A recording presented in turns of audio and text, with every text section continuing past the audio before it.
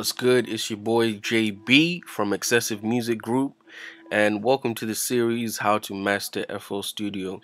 And in the first episode, we're going to talk about how to get a cleaner, fuller sound in FL Studio.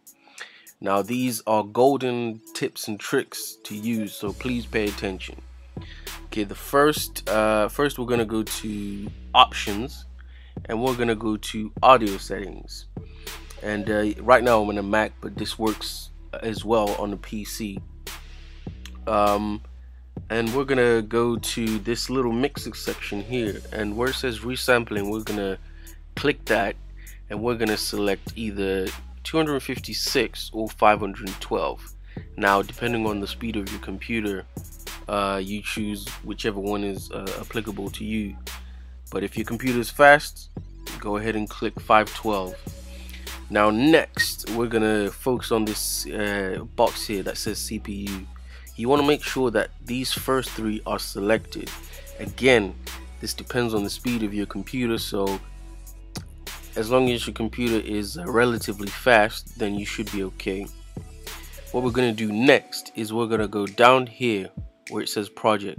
We're gonna click that, and what we're gonna do is deselect circular panning law. I mean, this alone, you know, it takes away the mud from your mix dramatically. So you want to make sure you deselect that. And now we're gonna close that, because those settings automatically save by themselves. And now I want to focus on the sampler. Now what you want to do is you want to pan this left, and you want to go here on the misc, and you want to pan this right. Make sure you follow that. You want to turn up the volume all the way. Now what you want to do is you want to go to sample, and you want to make sure where it says in, you go to the first mark, and you do the same thing for out. And this makes sure that whenever your sample is in here, it's not hitting the upper limit or the lower limit. You know, it's confined.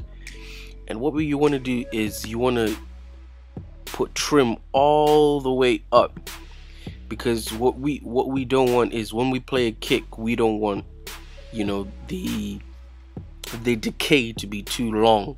Otherwise that can really mess up our mix. And after you've done that, now we're here in the box where it says wave. You want to deselect sample, and you want to deselect load regions.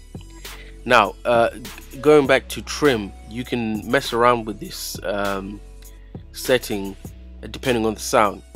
But after we've done this, what you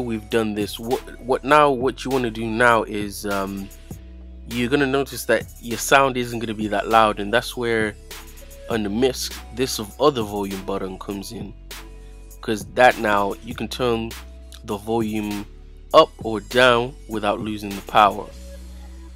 And now this is important, guys. After you've done this, I want you to go up to the top, and I want you to save channel state as. This is important. Now for PC, this will already be there, but what you want to do is you want to save that as the default, so that you never have to do that again. Hope you're paying attention, guys. And now next we're going to go to the mixer. And now what we're going to do with the mixer is we're going to go to view, and depending on, you know, your taste, you want to view the wide tracks, or that gets it bigger, or you want to view more channels at the same time, then you deselect it. And basically what you want to do is you want to go to each channel, and you want to, depending on your preferences for mixing, you want to set them below, so you know, to give you headroom for when you're mastering. And so what you're gonna do is now after you've done this with the sampler, you're gonna clone it,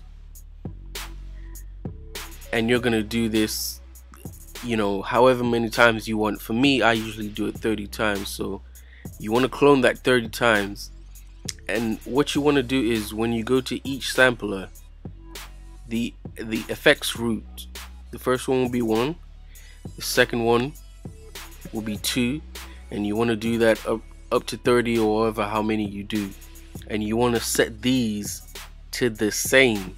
Now you don't have to keep on dragging them. You can right click, copy value, right click on this one and paste value, and you can do that all across the board.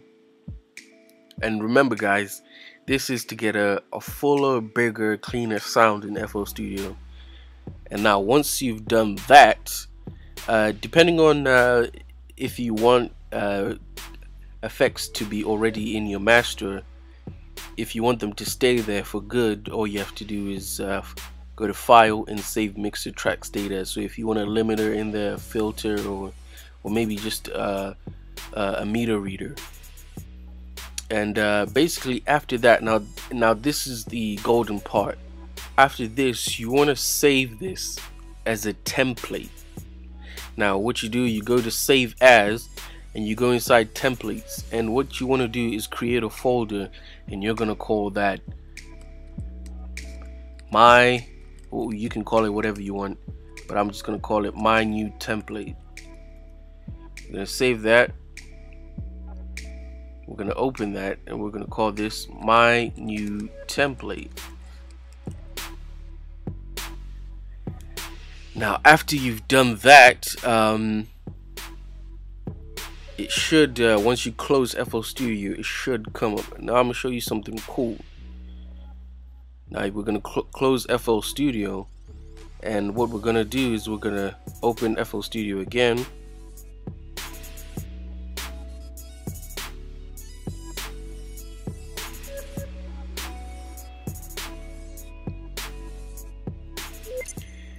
And now we're gonna go to File, and our new template is there. And guess what? Every setting is still the same. See, you see, everything's there where we want it. And when you do this, you're gonna speed up the mixing process. And now when you speed up the mixing process and the beat making process, your productivity level, go up exponentially. You see what we've done, guys? And now imagine if 30 of those. Now you might be thinking, okay, what if I replace those samplers with some actual samples? Okay guys, let me show you something. We got the kick here. We're gonna drag the kick in there. You see these parameters, they're still the same. Now we go in, you see the sample is no longer hitting the wall or down here. It's now confined. And you see the trim here? See, we're not getting this unnecessary tail. Now it might seem little, but remember remember, if you have like 15 drum kit sounds, imagine what effect that will have on your mix. And now look, you see where we have the in and out. Now you see when it's down here, the volume is up, and when we take it to the first one, it's confined. And you see, and now when we put whatever we put in there in the sampler, it's these parameters are going to stay the same. And so you just drag your stuff in there, and bada boom bada bing. And remember, they're already connected to the mixing channels. And guys, this tip, you have to do it. If you want to stop wasting time routing stuff, and if you follow these things that I've told you to do, your mix will sound much cleaner and fuller, and your productivity levels in terms of producing will go up exponentially.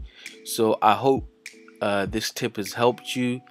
This is what I personally use myself, and ever since using it, I get beats done a lot faster, and my mixes sound a lot cleaner. And doing this allows for headroom.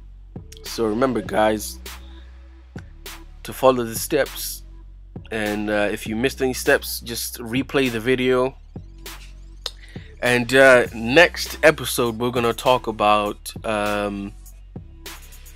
routing VSTs, how you can use one VST with multiple sound sources. For example, if you have Omnisphere or Trillion or Sonic Synth, programs like that, where you can, or Philharmonic, if that's the name, programs like that, if you want to use 4 different strings, you actually don't need to open up 4 different Philharmonics.